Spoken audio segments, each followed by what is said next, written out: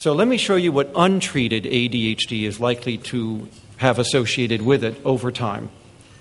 And this is from my own longitudinal study and others. First of all, school is the major area of impairment, but we all know that. They're more likely to be held back in school. A third of them quit high school without finishing. Only 5 to 10% ever finish college. So undereducation is a classic ADHD impairment. But that, of course, is going to lead to problems in the workplace. And you can see the ones that we've identified here.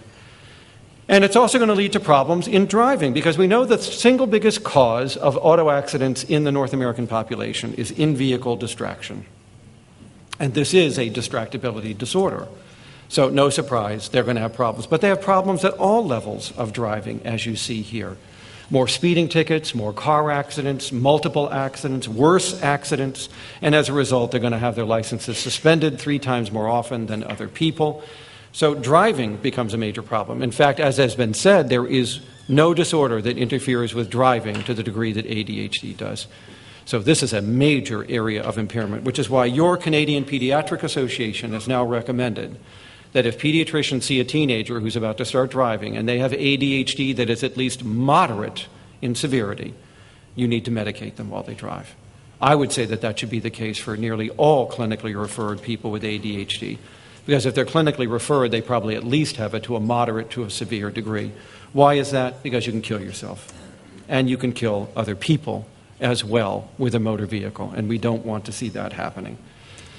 Now, in addition to those, there are some other areas of impairment, not the least of which is managing money. As they move away from home, as they get jobs, as they get credit, as they borrow money, as they take out car loans, we start to see them having troubles paying their bills, paying them on time, so that they get their utilities turned off, their cars repossessed, their credit rating is terrible, because you've given a very impulsive person credit. Is there a bill for that? No.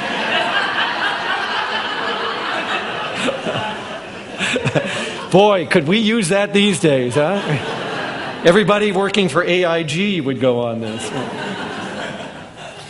But this is an area that very few people took a look at. But duh, I mean, it makes perfect sense when you phrase it as a disorder of self-control given a credit card.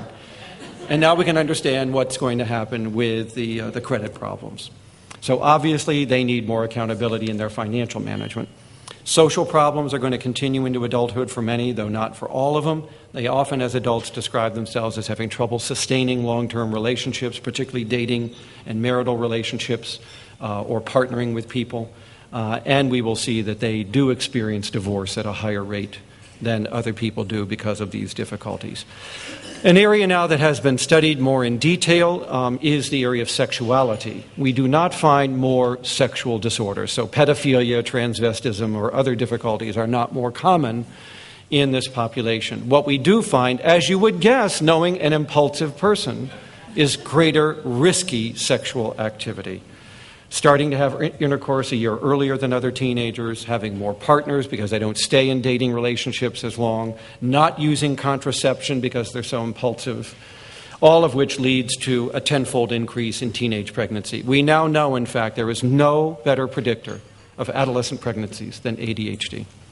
In my study, 32% of the boys had fathered a child by 19. 68% of the girls had been pregnant at least once before 19 years of age.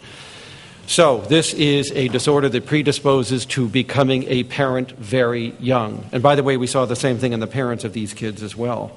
And that's because their parents have ADHD also. ADHD in adults leads to earlier parenthood than the general population would be experiencing. And then, of course, notice a 4-fold increase in sexually transmitted disease.